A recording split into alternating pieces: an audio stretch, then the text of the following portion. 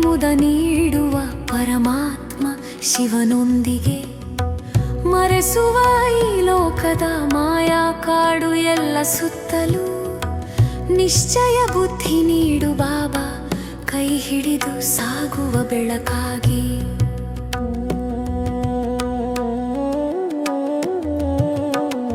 ಇದು ವಿಸ್ಮೃತಿಯ ಆಟವೆಂದು ತಂದೆ ನೀನು ಹೇಳುವೆ, ಮನಕ್ಕೆ ಮರೆತು ಹೋಗುವ ಅಭ್ಯಾಸ ಹಿರಿಯ ಜನ್ಮದ ಬಲವೇ.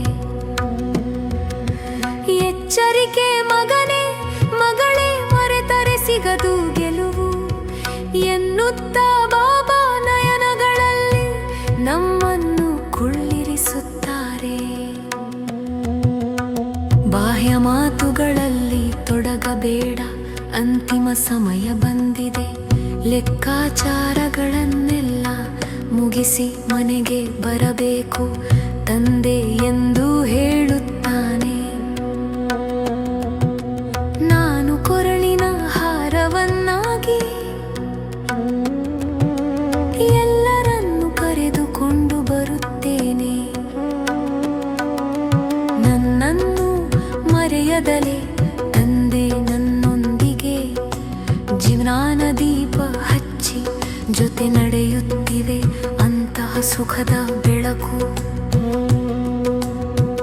ಈ ವಿಶ್ವವೇ ದೊಡ್ಡ ಕಾಡು, ಮುಳ್ಳುಗಳೇ ತುಂಬಿರುವ ಅದರಲ್ಲಿ ಸಿಕ್ಕಿಕೊಂಡ ಆತ್ಮಗಳು ಮನೆ ದಾರಿಯೇ ಮರೆತಿವೆ.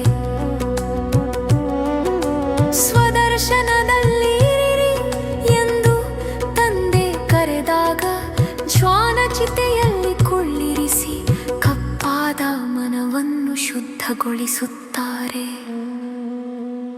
ನಮ್ಮ ಮನೆ ಶಾಂತಿಧಾಮ, ನಮ್ಮ ಧರ್ಮ ಶಾಂತಿಯೇ ಆತ್ಮ ಎಂಬ ಸ್ಮೃತಿಯ ಬೆಳಕಲ್ಲಿ. ಶಾಂತಿಯಾಗುವುದು ಸಹಜವೇ,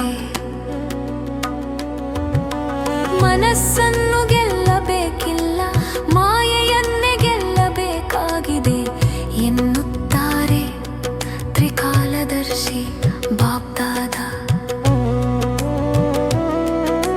ನನ್ನನ್ನು ಮರೆಯದಲೇ ತಂದೆ ನನ್ನೊಂದಿಗೆ ಸತ್ಯ ದೀಪಾವಳಿಯ ಬೆಳಕಲ್ಲಿ ಯತ್ನಿ ಜನ್ಮಗಳ ಸಂಪಾದನೆ.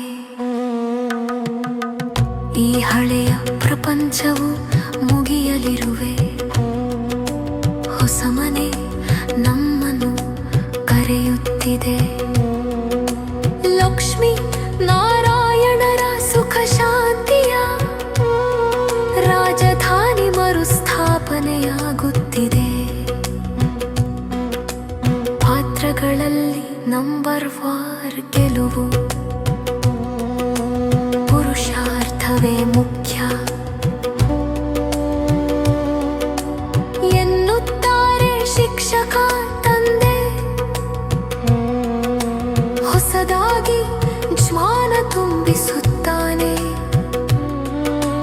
ನಾವೆಲ್ಲರೂ ಸಹೋದರರೆಂದು ಒಂದೇ ತಾತ